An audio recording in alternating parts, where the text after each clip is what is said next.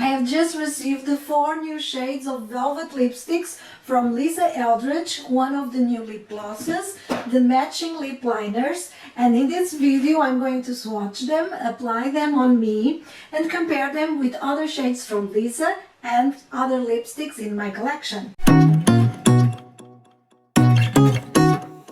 Hi, my name is Marisa. Thank you for coming to my channel where we talk about everything beauty and lifestyle, focusing on over 50 issues. It's always a special day for me when I receive new products from Eldridge and I get to try them, especially new shades of her beautiful lipsticks, because I think Lisa really has a magical touch, creating different shades uniquely combined to achieve the best tones and undertones, and I really love to find how they look on me and which ones suit me the best. The velvet lipsticks are indeed special because they are one of the best matte formulas in the market at the moment. They are beautifully pigmented, very comfortable to wear and apply, and they have the most wondrous velvety surface imprint that makes them really unique. In this video, I'm only going to apply on me the 4 new shades of velvet lipsticks and one of the new shades of lip gloss. But if you are interested and curious about the other 13 shades in the collection, I've created a playlist with all my videos on Eldridge Beauty, and I've linked it below on the video's description, here on the cards and on the end card. And without out of the way, let's start. The lipstick that I have applied at the moment is the Blush Lightly one, and this, as I'm sure you know, it's a dialed down version of this, which is one of my favorites. This is the Velvet Blush, which is a berry shade, absolutely perfect for the fall and winter. And this on me, I think it looks like a perfect rose shade, perhaps a little bit more intense than the traditional rose pink shades, but still a rose. I like it very much. I think it looks good on me, definitely, but I still prefer the blush version better, just because I find this rose berry shade very special and very flattering. I applied the Velvet Blush lightly, as I'm going to apply all the other 3 shades, and that is exactly as Lisa suggests: a slight layer of lipstick, then filling and correcting the borders of the lips with the lip pencil, and I applied the Blush Lightly lip pencil as well, and then apply a last layer of the lipstick directly from the bullet or with a lip brush.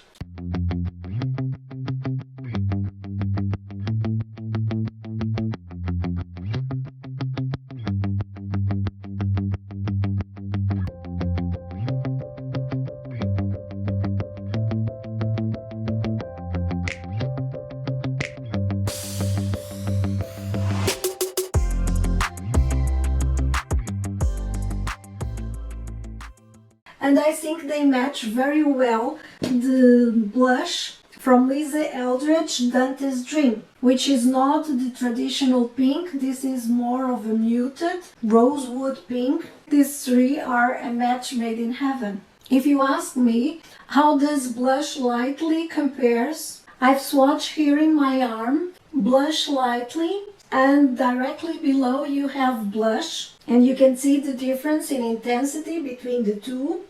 Directly above Blush Lightly you have Velvet Muse, which is clearly a warmer shade, and above Velvet Muse you have Velvet Beauty, which is a lighter and brighter version of Blush Lightly. I'm going to try now the 2 lighter shades, and I hope to be pleasantly surprised against my expectations, because not only are they very light, but they are also warm shades, which traditionally don't go with my skin, which is neutral, verging on cool tones. So let's see. The one that I'm going to apply now, it's Velvet Intrigue, and Lisa describes this one as a warm, light, peach rose beige color. Almost sure that this will be too light for me, but let's apply it anyway.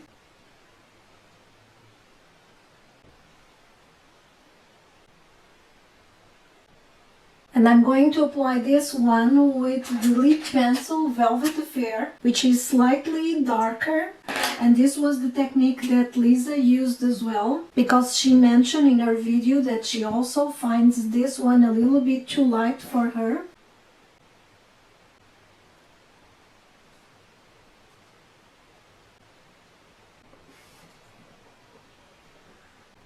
So this is how Velvet Intrigue looks on me. It's clearly very 60s inspired. This is the type of shade that I'm not drawn to because it's so light. It's not easy for me to wear it, and I think it will look beautiful in slightly warmer skin tones than mine, and either lighter or much darker. So this is Velvet Intrigue. I'm going to compare it with Velvet Affair. I offered Velvet Fawn to my sister, so I no longer have it. And in my collection, this is a very unique shade. I don't think I have any other quite as like it. The bottom one is Velvet Intrigue, and the top one is Velvet Affair. And as you can see, they are very different ones. The Velvet Affair, it's more caramelly, more brown, more of a nude, while Velvet Intrigue is closest to pink and to coral. The next one is Velvet Petal, and Lisa describes this one as a light warm pink. It's a beautiful shade. I really hope I can pull it through. Petal lip pencil.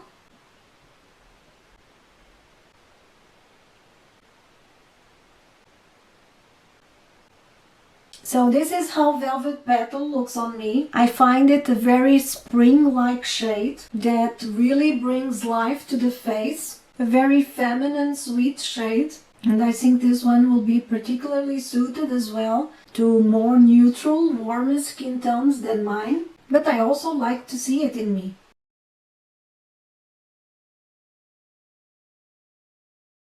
And this next one is the one that I'm most excited about, which is Velvet Cinnabar, the red shade. And I actually got lip gloss in it as well, which looks like this. So I'm first going to apply the lip liner Cinnabar with the lip gloss, and afterwards the velvet lipstick. And I'm slightly filling the lips as Lisa did. But she did this with Velvet Dragon instead of Velvet Cinnabar.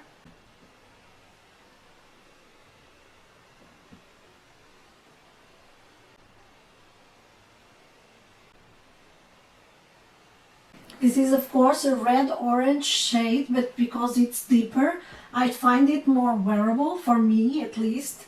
It's really beautiful. What do you think? And it's interesting because in person, on the bottle, it looks a little bit more pink than what I can see on my lips. On my lips, it's clearly a red. And let's now go to the velvet lipstick. Beautiful.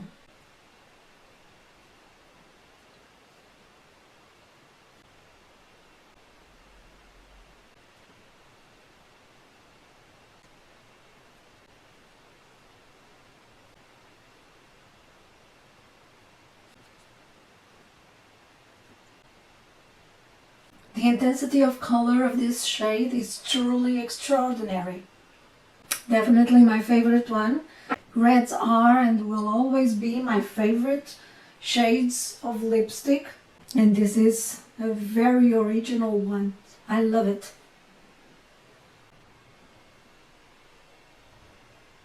What do you think of this red? Isn't it gorgeous? I'm going to apply a little bit on my cheeks as well.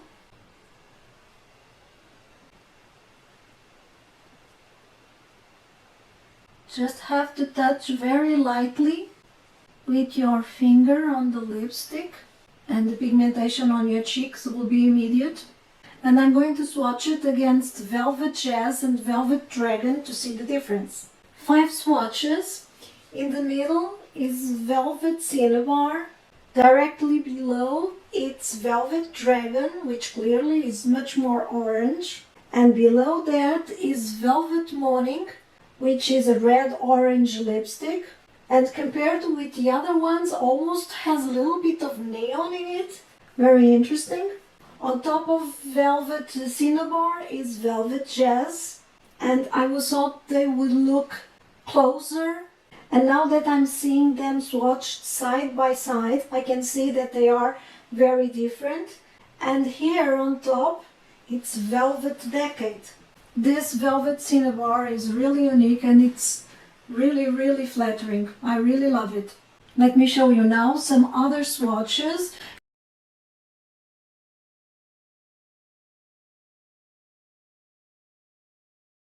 As I was expecting, swatching and applying these new velvets was a pleasure. It's such a comfortable formula, and despite applying and removing several times, my lips have not felt any tightening or dryness. So if you need and want a matte lipstick that really glides on your lips, feels comfortable and stays put on your lips for a huge amount of time, I cannot recommend more the Lisa Eldridge Velvet lipsticks. The lip glosses are amazing. These are currently amongst my top 3 formulas of lip glosses. I find them extremely moisturizing, nourishing, and they feel, for such a light formula, I find that they endure quite a lot and stay on my lips for about 2 hours. I always have here next to me the shade that I actually use the most, which is the blush one, but I also have a lighter, cooler pink, and this is Songbird and the Go Lightly version. But I feel that this Cinnabar one is going to give that blush one a good competition, because when we apply it lightly, it's like a warm nude. So this is the lip gloss Cinnabar by itself. I'm going to apply against the blush one, which I'm not sure you can see. It's almost at the end. So the lighter one is the blush lip gloss. And these lip glosses for me are perfect. I don't like very pigmented, very thick ones. And these have just enough pigmentation to give a little bit of color to the lips, or a lot of color, depending on the shade. But it's not as pigmented to make it as complicated to apply as a very pigmented matte lipstick or a liquid lipstick. Love this. And of course the lip pencils are amazing. They really glide on the lips, they don't dry, they don't tug, and you have a little bit of time to play with them, and then they set and they don't punch.